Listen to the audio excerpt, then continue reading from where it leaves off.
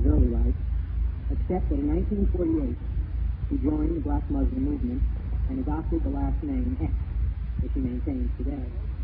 Although still a Muslim, he has broken with Black Muslim movement recently, where he served as the chief minister, and he is now chairman of an organization of American Unity, the description of which I will read to him.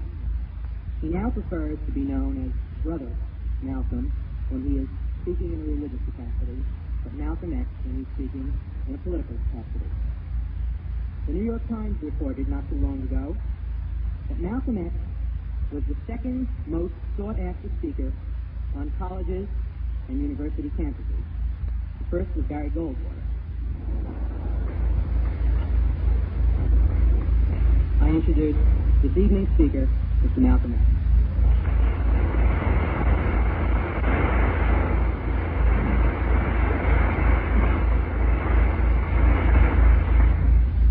Mr. Moderator, fellow panelists, ladies and gentlemen, I first want to thank the Harvard Law School Forum for the invitation to speak here this evening, and especially on a very timely topic, the African Revolution and its impact upon the American Negro. We probably won't use the word American Negro. We will substitute it with the word Afro-American. And when I say Afro-American, I mean it in the same context that you usually use the word Negro in. But our people today increasingly are shying away from that word. They find that when you're identified as one, it tends to make you catch a whole lot of hell that people who aren't identified as that don't catch. Along with the present debate that's going on in the Congo right now, if you've been following it, you probably are aware that there's a new tone and a new tempo, almost a new temper being reflected among African statesmen toward the United States. And I think we should be interested and concerned with what impact this will have upon the Afro-American, and how will it affect America's internal race relations. We know that it will affect America's race relations with the world at the international level. It's already having that effect. But what we're primarily concerned with here in this country is what effect will it have upon the internal race relations that they say have been developing in this country between the Afro-American and the white American. Tonight, during the few moments that we have, I myself would rather just engage in a very informal chat, type talk with you. And the reason that I would rather be informal, I've learned people are more relaxed and open-minded under those circumstances. And my experience has been that many white Americans usually reflect a great deal of intelligence until you get them in a discussion on things racial. As soon as you get them on the race issue, all of their intelligence seems to go right down the drain. They become more involved emotionally, and they cease to be able to be objective. And also, they cease to appear to be intelligent. So, since we know that it's a very touchy situation, and I can understand why it would be, because there's a lot of guilt involved. We would hope to create some kind of atmosphere to keep as much open-mindedness as possible. To me, it's actually encouraging to see as many out here as are here, showing a personal interest in the problem.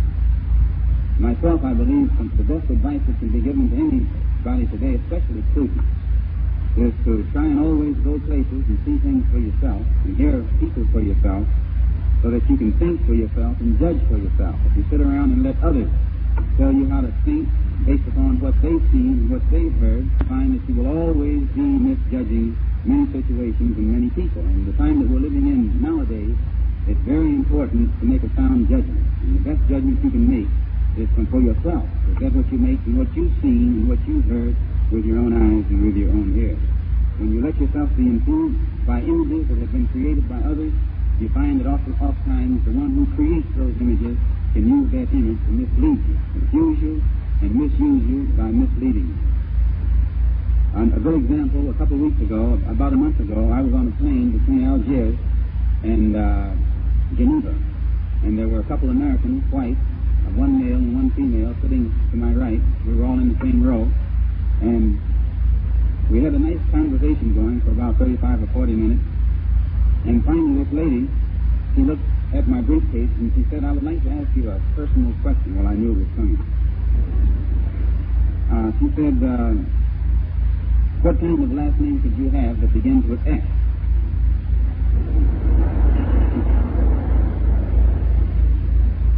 So I told her, well, that's it, X. And she said, well, what's your first name? So I said, Malcolm. So about 2 minutes went by. And she turned to me and said, you're not Malcolm yet.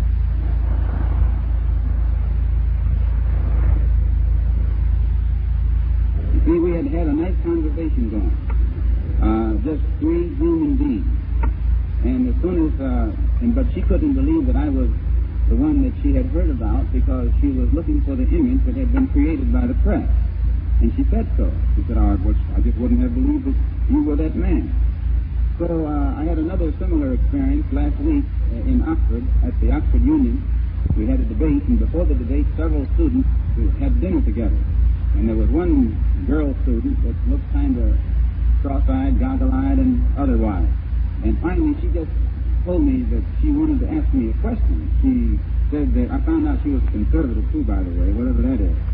And she said that I just can't get over you not being like I had expected. So I told her that it's another case of the press again, which is very skillful at creating images. And then I had a similar case last night, experience last night in New York at the United Nations. A friend of mine from Africa came in with a white woman who was involved in some kind of philanthropic foundation over there, you know, there's a lot of them. And she and I was in a conversation for several minutes, and she was standing there. I conversed with her.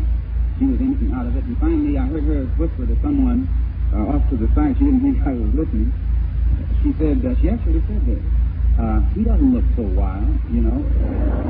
Now, this was a full-grown, so-called mature woman.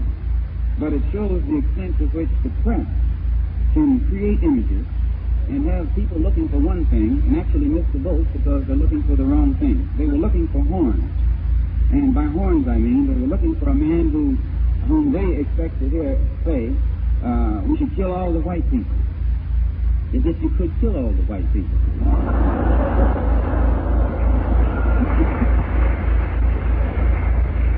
Someone who's a rabble-rouser, irrational, antisocial, extremist. In fact, if I had believed what they said about the people in Britain, I never would have gone into Oxford.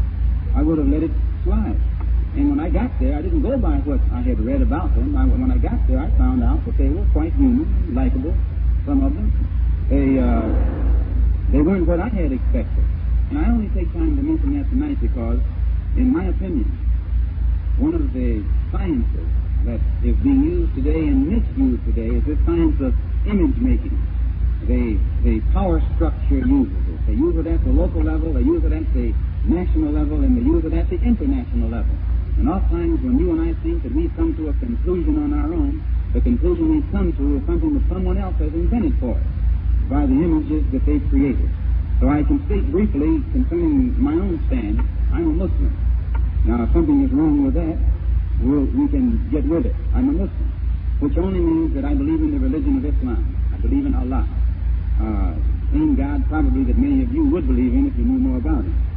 I believe in all of the prophets, from Abraham, Moses, Jesus, Muhammad, and I think most of you yourselves, if you're Jewish, you believe in Moses, you might not take Jesus. And if you're Christians, you believe in Moses and Jesus. Well, I'm a Muslim. I believe in Moses, Jesus, and Muhammad. I believe in all of them. So I think that I'm way up on you in religion. And in the religion that I believe in, we practice prayer, charity, fasting. The things should be practiced in all religions. And so far as the Muslim religion is concerned, another part of it that one must practice if one can is the pilgrimage to the holy city of Mecca, which I was fortunate to make in April, the Hajj in April, and I went back again in September. So far as being a Muslim is concerned, as far as I know, I'm a Muslim. I've done what one is supposed to do to be a Muslim, whether he's in Pakistan, Indonesia, Arabia, or some other part of the Muslim world. But usually when the press when you leave it up to the press, they leave out that part because they don't want the public to in any way identify anyone whose views they can't control as being something connected with religion. Despite being a Muslim, I can't overlook the fact that I'm an Afro-American in a country that has a racist society and that practices racism against black people in this country. So there is no religion under the sun that would make me forget the suffering that our people undergo in this country for no reason other than that our skins happen to be black. So whether I'm a Muslim, a Christian, a Buddhist, a Hindu, an atheist, or an agnostic, I would still be on the front line with our people fighting against the racism and segregation in this country at all levels, in the North, in the South, and in the East, and in the West.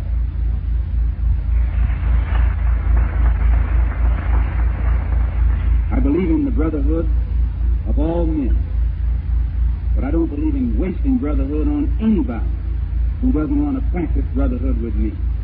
I don't think that brotherhood should be practiced with a man just because his skin is white. I think that brotherhood should be practiced with a man based upon the deeds and the attitude of that man. So as where brotherhood goes, I'm for brotherhood with everybody who wants to practice brotherhood. But I couldn't practice brotherhood with Eastern and some of those crackers in the South who are responsible for the condition of our people, as well as many of these in the North, who are also responsible for the condition of our people. So where brotherhood goes, I'm for brotherhood. But in my opinion, brotherhood is a two-way street. Those who want to practice it, I want to practice it with them. But those who think I should practice it, and they should watch me practice it, I don't go along with that.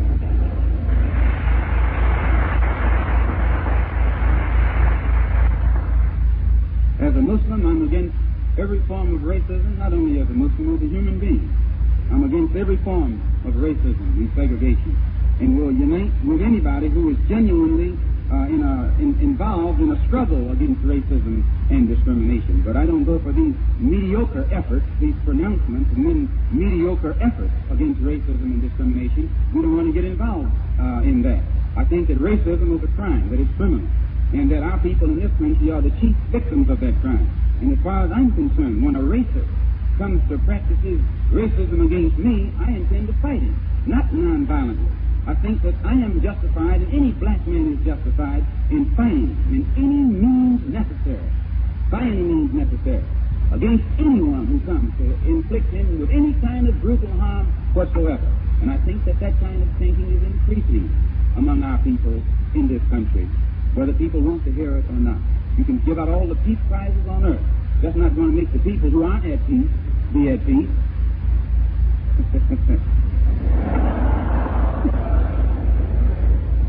In fact, I might even say, offhandedly, that if I was in a battle following a general, and they started giving him peace prizes before the battle was won and before the war was over, he'd have a lot of trouble out of me. I couldn't accept a prize for peace as a leader of people while my people have no peace. Peace is a two-way street. It's not something that's supposed to be benefited by just one people or just one person or just one side.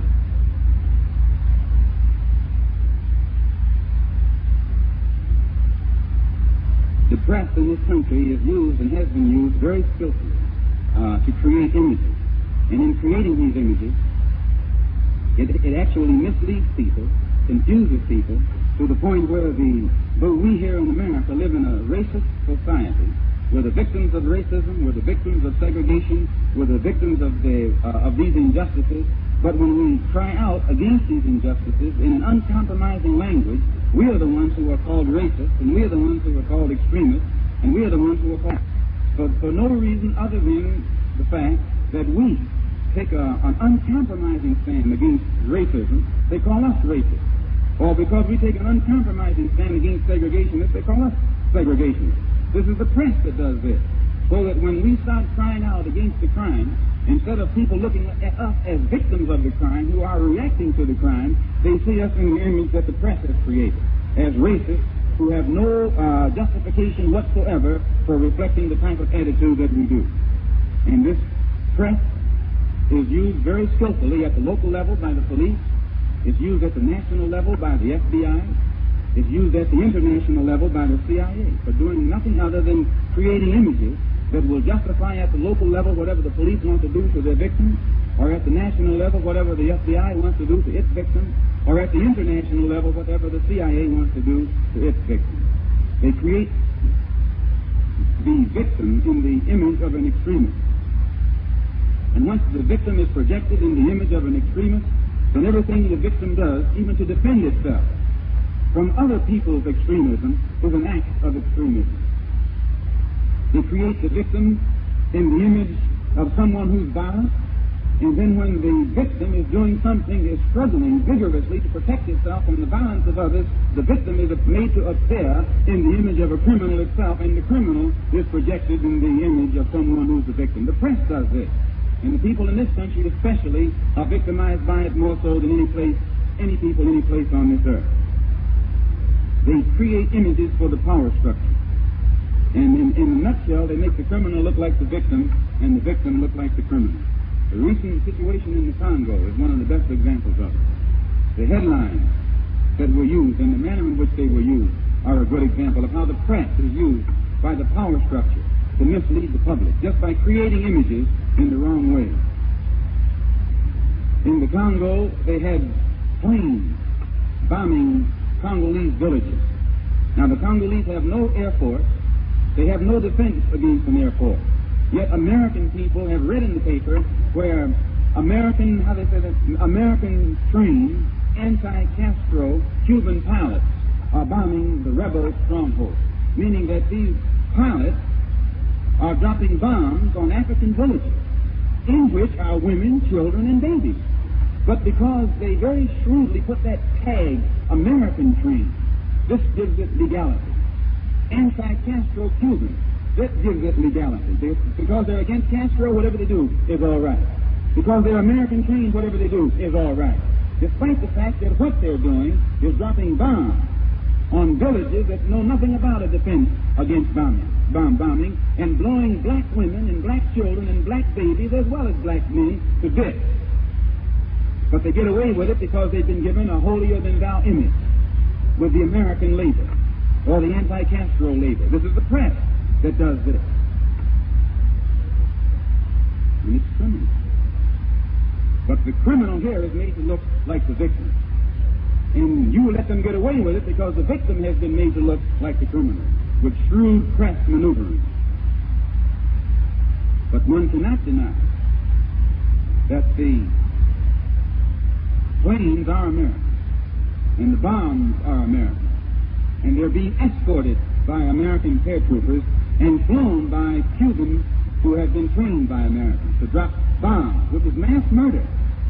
Murder of women, children, and babies. But it's okay, because the victim has been given the image of the criminal, and the criminal who's responsible has been given the image of the victim. And they disguise mass murder as a humanitarian project. And they fool nobody but the people here in America. They don't fool the world. The world is already able now to see beyond that. To take it a step farther, they have a man over there called Shondi, a murderer, actually. The world knows that he's the murderer of the rightful Prime Minister of the Congo. No matter what kind of language you put it in, he's a murderer, pure and simple. The real Prime Minister of the Congo was murdered. His name was Patrice Lumumba. He was murdered by this man. So the American government, your and my government, takes this murderer and hires him. They prop him up. What's that? They hire him to run the Congo. He's a killer. He becomes their hired killer. They put him in office and prop him up with American dollars. And to show what a hired killer he is, his first act is to go to South Africa and hire more killers and pay them with American dollars. And it's glorified because he's given the image by the press as being the only one that can bring stability to the Congo. He's a murderer. Whether he can bring stability or not, he's still a murderer. But he's forced upon the American public with the American press. And the American people are dumb enough to buy it. I don't mean you, because I know you all here at Harvard are more intelligent than that.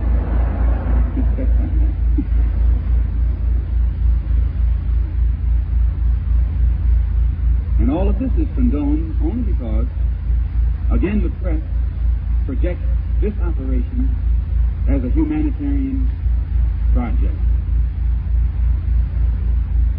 When they wanted to bring in the troops a couple of weeks ago, the press again was used. They built up hysteria in the mind of the public in order to get the sympathy of the public and so that they would support the criminal action that they were about to become involved in. The headlines spoke about white hostages. They didn't say hostages. They said white hostages. They didn't say missionaries. They said white missionaries. They didn't say nuns and priests. They said white nuns and priests. Why? They had to get the sympathy of the white public in America. They had to trick up your mind, get your sympathy and your support for the criminal action that they were getting ready to become involved in that Congo.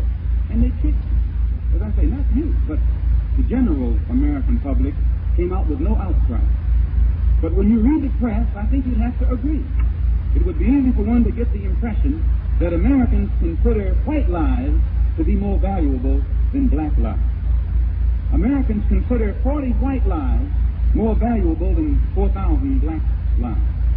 This is the impression one would get from the press. Because if it was a humanitarian project, it would have been sufficient to say that human beings were being held hostage, that human life is at stake. But there were thousands of Congolese already losing their lives. The mercenaries were shooting them down like cattle. And these mercenaries were paid with American dollars, or by American dollars. So I say that the American press has been used to mislead the people, the American people. They've made the murderers look like saints. They've made the victims look like criminals. They've made criminals look like the victims. In fact, they've made the devil look like an angel, and the angels look like devils. And I don't think anybody would deny that when you send chickens out of your barnyard in the morning, at nightfall, those chickens are going to come back home to roost in your barnyard. Chickens that you send out always come back. That's a law of nature. I was an old farm boy myself. I got in trouble saying this once, but it didn't stop me from being a farm boy. When you send your chickens away, your chickens always come back home. Other people's chickens don't come to roost on your doorstep, and yours don't go to roost on theirs. So the chickens that this country is responsible today for sending out, whether the country likes it or not, if you're in any way mature and you look at it like it is, someday soon, they've got to come back home to roost. America, because of her recent policy in the Congo, is being tracked. A friend of mine from Africa, who is in a good position to know, said that he believes that the United States government is being advised by her worst enemy in the Congo, because never has someone come up with such insane action as this government has been involved in the Congo, especially identifying itself with a man like Shumbi, who is the worst African on earth. You can't find an African on earth that's more hated than Shumbi. And it's a justified hate that they have toward him. He wins no victory. His soldiers have never won a victory. That his Congolese troops have never won a victory for Shumbi.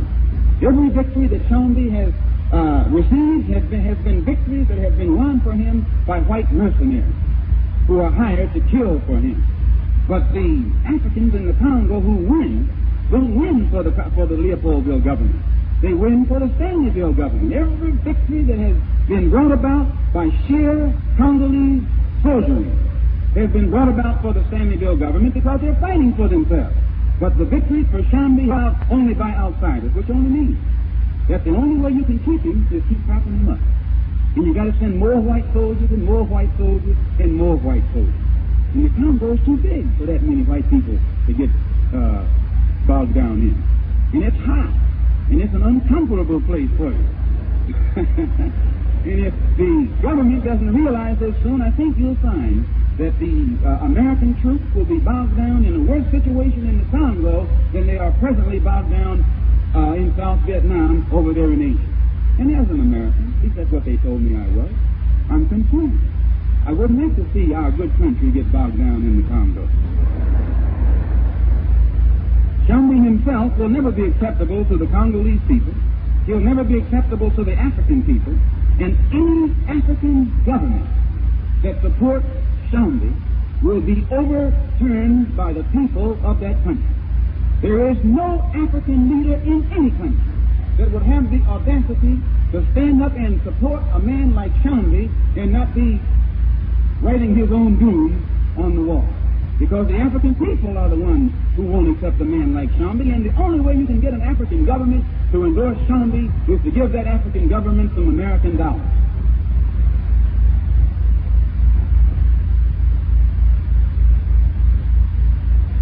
Because Shambi is a curse. He's an insult to anybody who means right, whether you're black or white. And when Shambi went to Cairo, it caused trouble. When he went to Rome last week, it caused trouble. He went to Germany, it caused trouble. Wherever Shambi goes, it's trouble erupts. And if Shambi comes to America, you'll see the worst type of rioting and bloodshed and violence that this country has ever seen. Nobody wants that kind of man in their country.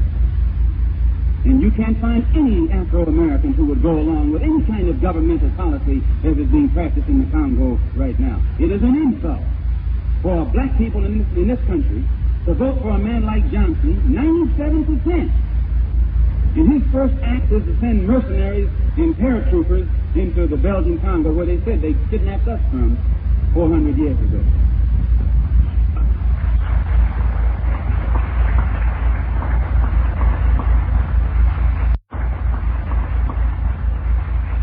So I say, what effect does this have on the Afro-Americans?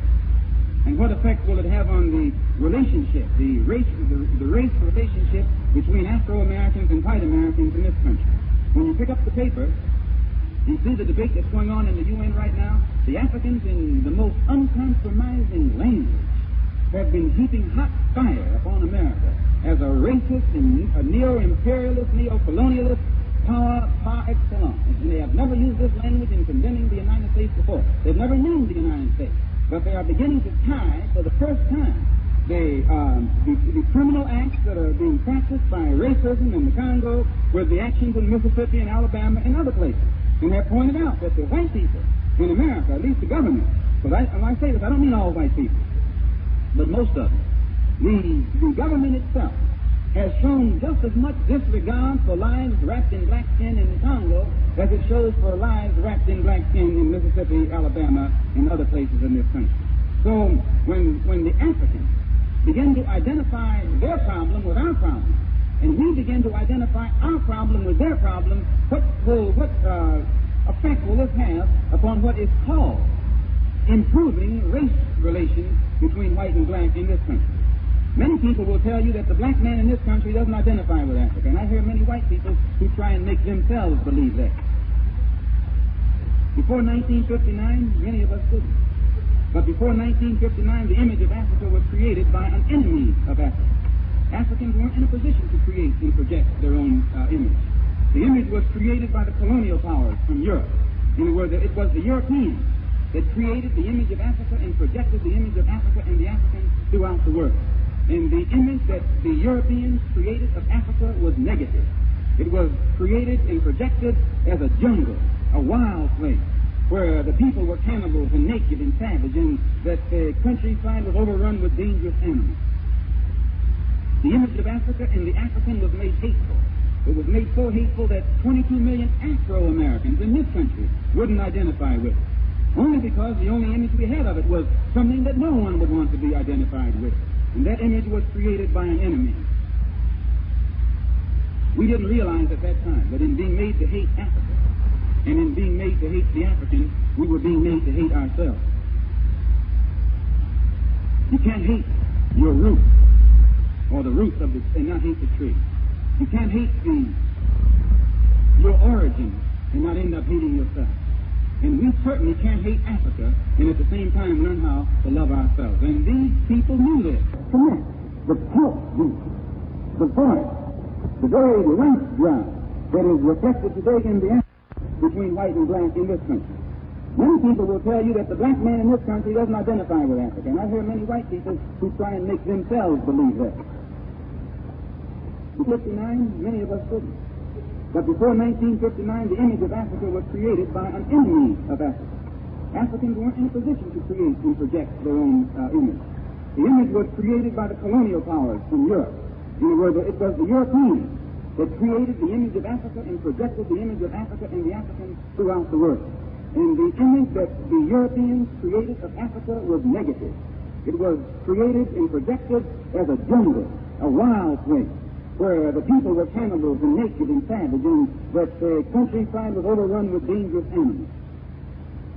The image of Africa and the African was made hateful. It was made so hateful that 22 million Afro-Americans in this country wouldn't identify with it. Only because the only image we had of it was something that no one would want to be identified with. And that image was created by an enemy. We didn't realize at that time that in being made to hate Africa, and in being made to hate the African, we were at that time, that in being made to hate Africa, and in being made to hate the African, we were being made to hate ourselves. You can't hate your root, or the roots of the, and not hate the tree. You can't hate your origin and not end up hating yourself. And we certainly can't hate Africa and at the same time learn how to love ourselves. And these people knew this. So they created an image of our past that we refused to be identified with. We hated the African features that we ourselves had. Our nose was hated. The shape of our nose, we hated. The shape of our lips, we hated. The color of our skin, we hated. The texture of our hair, we hated. And in hating it, we ended up hating ourselves. Our skin became a trap, a prison. We felt inferior, inadequate, and helpless. And all of this resulted from the image that had been created for us of Africa. And it was an image that wasn't created by Africans nor us, but it was an image that was created by the enemy of Africa and someone who was an enemy to us. And since 1959, that has been changing. Because since 1959, the African states have begun to emerge and get independent. And as soon as they have gotten independence, it puts them in a position to project a positive image. And as the image of Africa began to change from negative to positive, the image of the black man in America began to change from negative to positive. The action and behavior of the black man in America began to change from negative to positive. Whereas we used to be frightened, you find increasingly there is less fright reflected in the behavior patterns of the black man in America. Why? Because he looks at something now that he can identify with. Many of them don't even realize that they identify with that. Subconsciously, there's that connection. As our people in this country see Africa getting its independence and standing up and taking a fighting stand, you'll find that increasingly our people in this country are crying out for independence and show the desire to stand up and make a fighting stand. You can't disconnect the attitude of the Afro-American from the attitude of the African, and you cannot disconnect the pulse beat, the voice, the very life drive that is reflected today in the African from that is reflected today here among the Afro-Americans. And the only way you can really understand the black man in America and what's happening in the heart and mind of the black man in America is to fully understand what's happening in the heart and mind of the black man on the African continent. Because it's the same heart and it's the same mind. Though we've been separated by 400 years, we still have the same heart and the same mind. And though we're separated by the Atlantic Ocean, we still have the same heart and the same mind. Although there are those who wouldn't like for us to have the same heart and the same mind. But for fear that that heart and that mind might get together. If our people in this country got a new image of Africa, they automatically had to get a new image of themselves. Fear left completely, and there was a fear among the racist element in the State Department that to the same degree that our people here begin to see this positive image coming out of Africa, we will begin to identify with it. And not only so much there was fear against our identifying with it, but our sympathy for Africa and its hopes and aspirations would develop. And the real fear was that this identity, this sympathy, would develop into a form of allegiance, wherein we would have a stronger allegiance for Africa's hopes and aspirations than we would have for America's hopes and aspirations. And you are students. You'd be out of your mind if you couldn't see for yourself that we of African heritage and African blood, who have been rejected by the American society, It's only natural for us to turn in another direction. Life is rejected by American society. Despite all those pretty words and pretty bills and pretty this and pretty that, we live in a society that has rejected us completely for no reason other than we happen to be of African ancestry. So it's only natural to expect us today to turn and look in the direction of our homeland and of our motherland and see can we make any contact over there. When we go back to 1939, I grew up in Michigan, which is the north. And in the city where I lived, a place called Lansing, it was typical of most cities in this country in those days. A black man who had a good job with shiny shoes, or he was waiting tables. He usually had the best job if he could wait table at the country club, as is the case in most of the cities.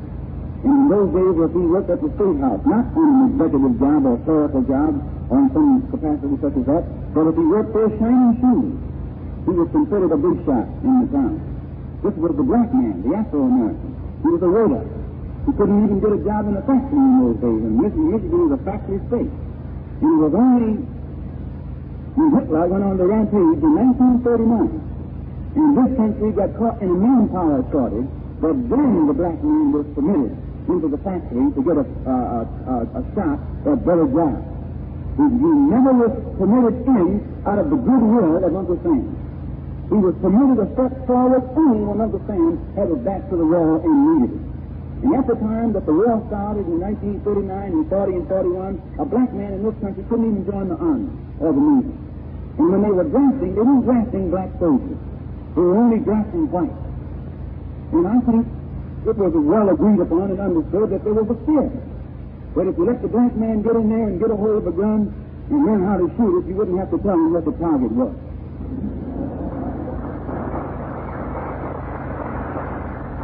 It was not until the Negro leaders, and in this sense I use the word Negro purposely, it was the Negro leaders in those days who began to cry out and complain that if white boys are going to die on the battlefield, our black boys must die on the battlefield too. They weren't drafting us. They were drafting you. And if they had not been for that type of leadership, we never would have been drafted.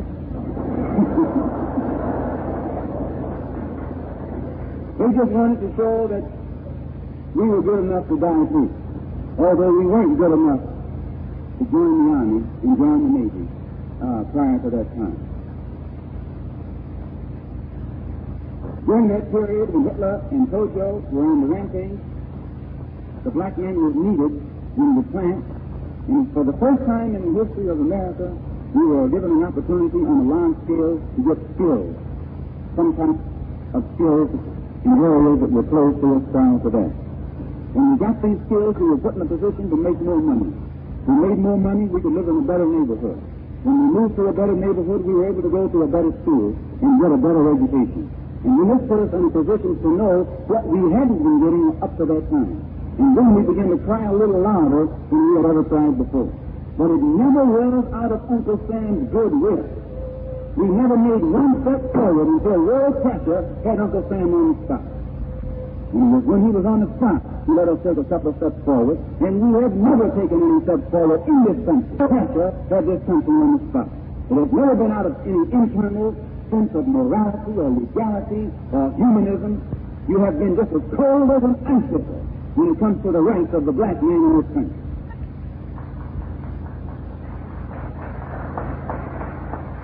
You excuse me for raising my voice, but I do think it's time, as long as my voice is the only thing I raise, I don't think you should get too upset.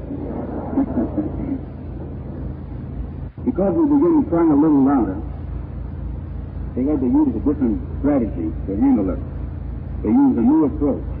They came up with the Supreme Court desegregation decision, which was written in such a tricky language that every crook in the country could sidestep having to practice it.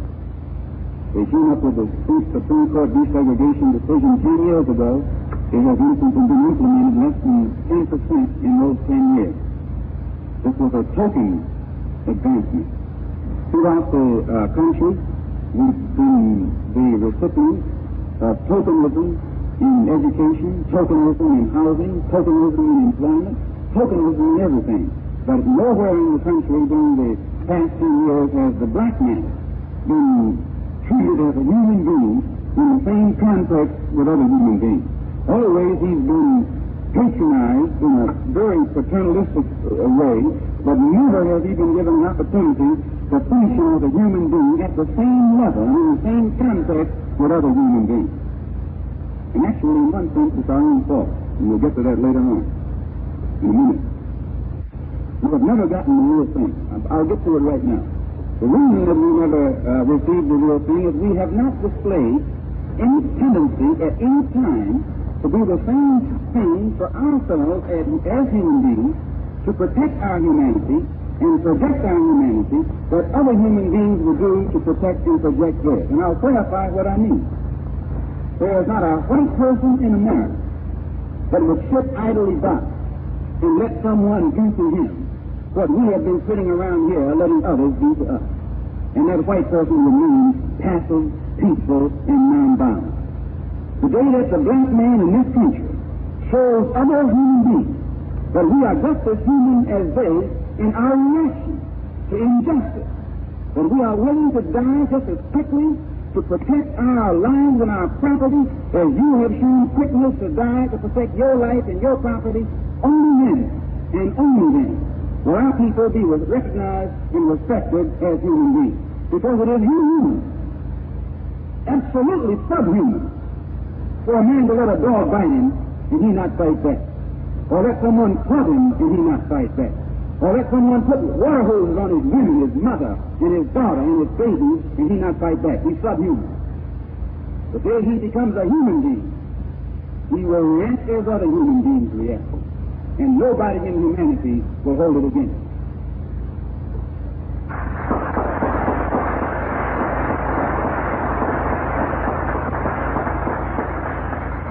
So I tell you my conclusion that in 1959, at the same time that we were faced with this problem wherein the government had to come up with a lot of tokenism and different maneuvers, smiles and promises to try and hold the what they call the Negro Revolt in check. At the same time, in 1959, the colonialism that was practiced by the European powers was collapsing in the African continent. Our struggle and our initiative and our militancy was in tune with the struggle and the initiative and the militancy that was being reflected by our brothers on the African continent. When the colonial powers saw that they couldn't stay in Africa anymore, it's like somebody that's playing basketball. When he gets boxed in, he has to pass the ball to a teammate who's in the cliff. The colonial powers were boxed in on the African continent. They didn't intend to give up the ball. They just passed it to the one that was in the clear. And the one that was in the clear was the United States. And the ball was passed to her. And she picked up that ball and has been running it like mad ever since. See, her presence on the African continent has replaced the imperialism and colonialism of Europeans, but it's still imperialism and it's still colonialism. And they had fooled many of the Africans into thinking that they weren't an imperialistic power or colonial power or had these intentions until their hand was revealed when they took and hired this killer named Shanley and put him back in the Congo. And nothing that America could ever have done could have awakened the Africans to her true intentions as her dealings with this murderer named Shanley. They knew that Africa in 59 was waking up, that it was developing a higher degree of intelligence than was reflected in the past. So they knew they had to use a more intelligent approach. They used a friendly approach with the Peace Corps and the Crossroads and other kind of benevolent, philanthropic acts of humanitarianism. Actually, they disguised their imperialism and colonialism with dollarism. They exchanged it. They were not honest in what they were doing. They were. That doesn't mean that those in the Peace Corps weren't honest. But those that were using it for political purposes more so than for moral purposes. I met many white Peace Corps workers on the African continent while I was there. Many of them were properly motivated and were making a great contribution. But the idea itself, because if it were properly motivated by the government that's behind it, then they would have been just as interested in people over here with black skin as they are with people over there with black skin. Peace Corps will never work over there until they work some of it over here. So in my conclusion, I just point these things out that in 1964, on this side of the water, they came up with more tricks. They come up with a thing that they call the Civil Rights Bill. supposedly a thing that they call the Civil Rights Bill. Supposedly the farm was passed, 3 of the civil rights workers were murdered. Nothing has been done about it, and I say nothing has been done about it, and nothing will be done about it until the people themselves do something about it. I, for one, think that the best way to stop the Ku Klux Klan is talk to the Ku Klux Klan in the only language that is understood. You can't talk French to someone who speaks German and communicate. You have to find out what language a person speaks. And when you know their language and speak their language and you communicate, you get your point across. And these racists only know one language. And it is doing the black man in this country an injustice to expect him to talk the language of peace to people who don't know the peaceful language. No. Our people must, in order to get any kind of point across, speak to those people there in the only language that they understand. And we're getting into an area right now where the black man in this country is capable and qualified to learn how to speak whatever language the racists speak. The government can't protect us. The government has not protected us. And it's time for us to do whatever is necessary by any means necessary to protect ourselves. And if this government doesn't want us running around here wild and acting like that, then I say let the government get up off its whatever it's on and take care of itself.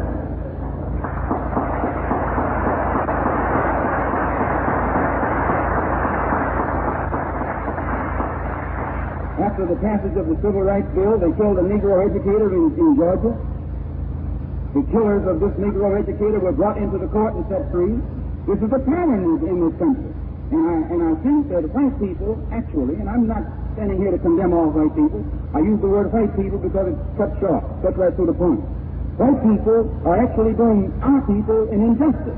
If you even think that we should sit around and slowly wait for the long wheels of legislative process and Emancipation Proclamation and Supreme Court to come down with decisions where our rights and our lives and our property are concerned, you are doing us an injustice if you expect us to do this when you wouldn't do it yourself. If someone come knocking on your door with a rifle, you'd walk out of your door with a rifle. And the black man in this country is getting ready to do the same thing. I say in my conclusion that our problem will cease to be a Negro problem. It has ceased to be an American problem. It has now become a world problem, a problem for humanity. It's a human problem. And as long as we waste our time in this country confining our struggle to one which can be labeled as a civil rights struggle, it's domestic, it's held within the jurisdiction of the United States. No outside allies can help us in any way without violating U.S. protocol. But today the black man in America has seen this, and our struggle is now being lifted from the level of civil rights to the level of human rights.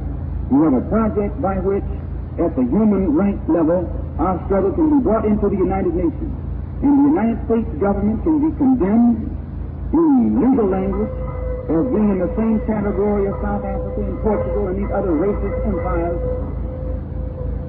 The organization of Afro-American Unity, in line with trying to get our problem before the United Nations at the international level, also has as one of its immediate projects at the local level or internal level, a program wherein we will work with all the existing civil rights organizations since they've been talking about minimizing now their demonstrations and other things and becoming involved in political action. We want to see if they need it.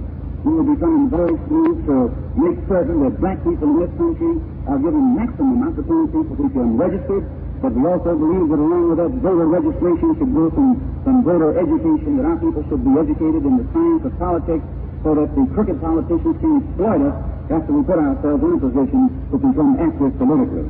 But we believe that in every area of this country where workers, such as those 3 who were trying to get black people registered in Mississippi, every area of this country where young students go out to get on the battlefront, and that's what it actually is, it's a battlefront. Every area where they go out to get on that battlefront, we feel in the organization of Afro-American Unity that they should be provided with units, self-defense units, brothers who know how to defend them.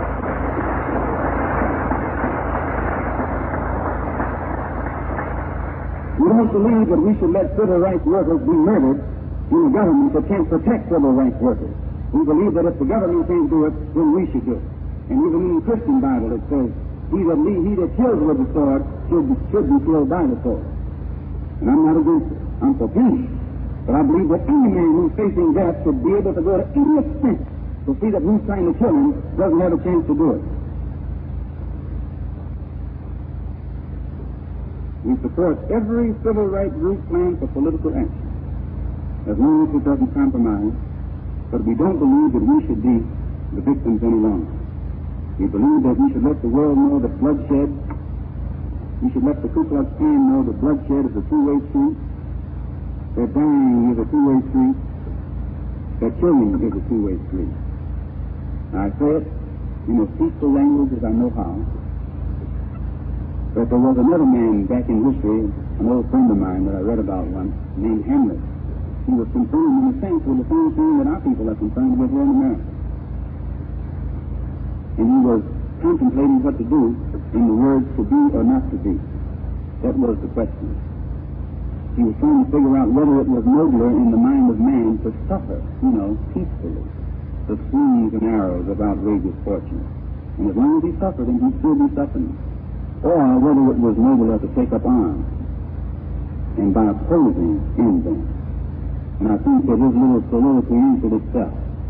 As long as you sit around here suffering slings and arrows, you'll be suffering out. As long as you sit around here afraid to use some slings and arrows, you'll be suffering the rest of your life. But today, we have come to the conclusion that it is time to take up whatever is necessary, by any means necessary, to bring these sufferings to a halt. Thank you.